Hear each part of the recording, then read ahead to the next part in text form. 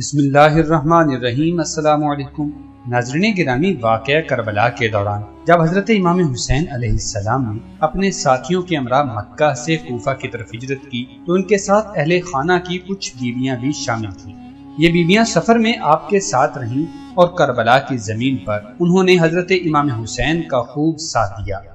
9 محرم الحرام کو حضرت امام حسین علیہ السلام نے ان میں سے 6 بیویوں کو حکم دیا کہ تم کربلا کی زمین کو چھوڑ کر ہندوستان کی طرف ہجرت کر جاؤ۔ بیویوں نے عرض کیا کہ ہم آپ کو ایسے حالات میں چھوڑ کر بھلا کیسے جا سکتی ہیں؟ حضرت امام حسین رضی اللہ تعالی عنہ نے فرمایا کہ میں مجبور ہوں، کیونکہ یہ حکم مجھے حضرت علی المرتضیٰ کی طرف سے موصول ہوا ہے، لہٰذا بہتر ہے کہ آپ لوگ کربلا سے ہجرت کر کے دور چلی جائیں۔ کربلا کو چھوڑ کر ہندوستان کی طرف آنے والی یہ بیویاں کون تھیں؟ انہوں نے کیسے کربلا سے لاہور تک ہجرت کی اور لاہور میں ان کے ساتھ کیا واقعات پیش آئے؟ آج کی اس ویڈیو میں ہم ہجرت کرنے والی انہی 6 بیویوں کا ذکر کریں گے۔ خاتون جنت حضرت فاطمہ الزہرا رضی اللہ تعالی عنہا کے وصال کے بعد حضرت علی نے ایک شادی ام البنین رضی اللہ تعالی عنہ سے کی۔ ان کے بطن سے 4 بیٹے عباس علمدار، حضرت جعفر، حضرت عبداللہ اور حضرت عثمان پیدا ہوئے، جبکہ ایک بیٹی رقیہ پیدا ہوئی جن کا مزار لاہور میں بی بی پاک دامنہ کے نام سے مشہور ہے۔ آپ حضرت علی کی بیٹی اور حضرت مسلم بن عقیل کی زوجہ ہیں۔ آپ کے ساتھ حضرت عقیل ابن ابی طالب کی 5 بیٹیاں بھی لاہور میں ہی مدفون ہیں۔ ان 5 بیٹیوں کے نام ام ہانی، ام لقمان، اسماء، رملہ اور زینب ہیں۔ حضرت امام حسین رضی اللہ تعالی عنہ کے کہنے پر ان 6 بیویوں نے کربلا سے ہندوستان کا سفر 9 محرم الحرام کو شروع کیا۔ ابھی راستے میں ہی تھی کہ شہادت امام حسین اور ان کے ساتھیوں کی خبر ان تک پہنچ چکی تھی، مگر چونکہ حکم تھا اس لیے انہوں نے اپنا سفر ہندوستان کی طرف جاری رکھا۔ لاہور میں آج جہاں حضرت بی بی پاک دامنہ کا روضہ ہے، وہاں اس وقت ریت کا صرف ایک ٹیلہ تھا جس کے آس پاس ایک جنگل تھا، اور یہ جنگل دریائے راوی کے کناروں تک پھیلا ہوا تھا۔ اسی جنگل کے پاس لاہور کی قدیم ترین آبادی تھی، جو کہ اس وقت ایک چھوٹی سی بستی کی صورت میں موجود تھی۔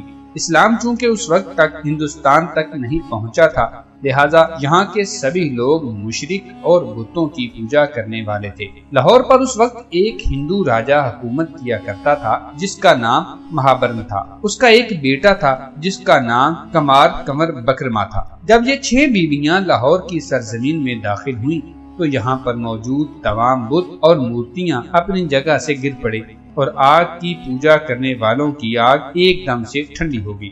شہر میں ان کی آمد کے ساتھ ہی ان بیویوں کی روحانیت کا یہ عالم تھا کہ کفر میں لرزہ طاری ہو گیا۔ جب لوگوں نے اپنے مندروں میں یہ حالات دیکھے تو شہر میں ایک کہرام سا برپا ہو گیا۔ راجا نے اپنے تمام وزیروں مشیروں کو اکٹھا کیا اور ان کو اس واقعے کی تحقیقات کا حکم دیا۔ پتہ لگایا گیا کہ کچھ پردیسی آئے ہیں اور ان کے آنے کے بعد ہی ایسا ہوا ہے۔ چنانچہ بادشاہ نے اپنے وزیروں اور سپاہیوں کے ساتھ اپنے بیٹے کو بھی بھیجا اور حکم دیا کہ ان پردیسیوں کو دربار میں لا کر پیش کیا جائے۔ جب سپاہی ان کو پکڑنے گئے تو انہوں نے دیکھا کہ وہاں پر کچھ عورتیں ہیں جو کہ چادروں سے اپنے منہ کو چھپائے ہوئے ہیں۔ بیویوں میں سے ایک نے راجا کے بیٹے سے بات کی کہ ہم لوگ خدا کے بندے ہیں اور اس کے رسول صلی اللہ علیہ وسلم کی آل سے ہمارا تعلق ہے۔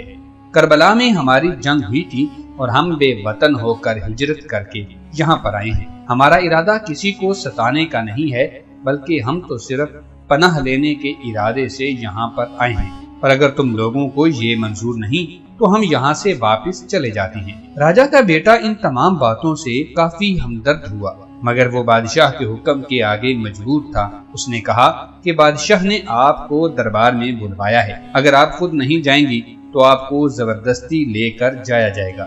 جب حضرت رقیہ نے پھر سے وہی حکم سنا تو آپ غصے ہو گئیں۔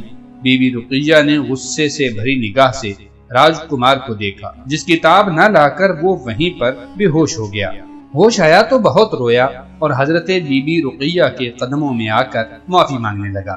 اس سارے واقعے کی خبر جب بادشاہ تک پہنچی تو وہ کافی غضبناک ہوا۔ اس کے حکم سے ہندوؤں نے ان بیویوں کے خلاف مہم چلانا شروع کر دی اور ان کو ہر طرح سے تنگ کرنے لگے۔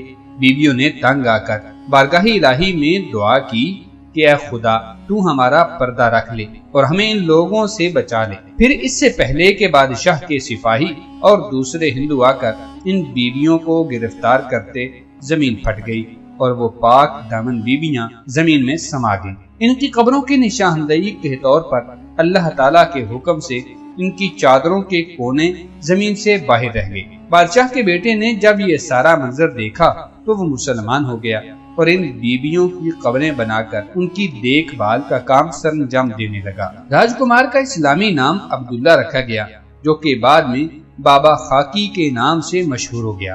بابا خاکی کا وصال سن 101 ہجری میں ہوا اور ان کا مقبرہ بھی اسی مزار کے اندر موجود ہے۔ برصغیر میں ہندو بادشاہوں کے بعد مسلمانوں کی حکومت آ گئی اور یوں کئی سال گزرنے کے بعد حکومتیں مسلسل بدلتی رہیں اور ہر دور میں ان بیبیوں کے مزار پر لوگوں کا رش ایسے ہی جاری رہا۔ سن 410 عیسوی میں جب سلطان محمود غزنوی نے ہندوستان پر حملہ کر کے اس کو فتح کیا تو لاہور آنے کے بعد اس کو معلوم ہوا کہ یہاں پر حضرت علی رضی اللہ تعالی عنہ کی صاحبزادی کا مزار ہے، تو اس نے ان مزارات پر پختہ حویلیاں اور اندرونی برآمدے تعمیر کروائے۔ اس کے بعد بادشاہ اکبر کے دور حکومت میں اسی مزار کی تعمیر دوبارہ کی گئی اور خانقاہ کی عمارت میں توسیع ہوتی رہی۔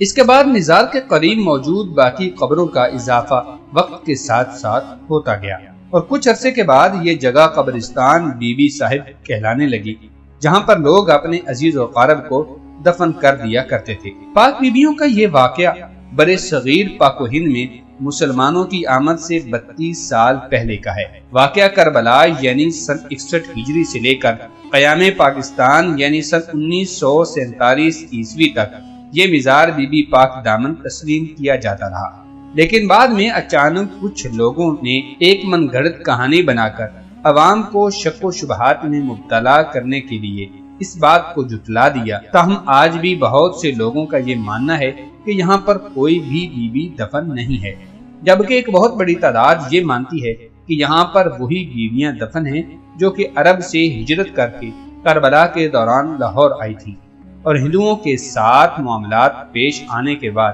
اللہ نے ان کو زمین میں دفن کر دیا۔ باقی اس بارے میں اصل حقیقت کا علم تو صرف اللہ تعالیٰ کی ذات کو ہے۔ آپ کا اس بارے میں کیا کہنا اور ماننا ہے کمنٹ سیکشن میں ضرور آگاہ کیجیے گا۔ مزید ایسی اسلامی اور معلوماتی ویڈیو کے لیے چینل کو سبسکرائب کریں، بیل نوٹیفیکیشن کو آن کر لیں تاکہ ہر نئی آنے والی ویڈیو آپ کو بر وقت ملتی رہے۔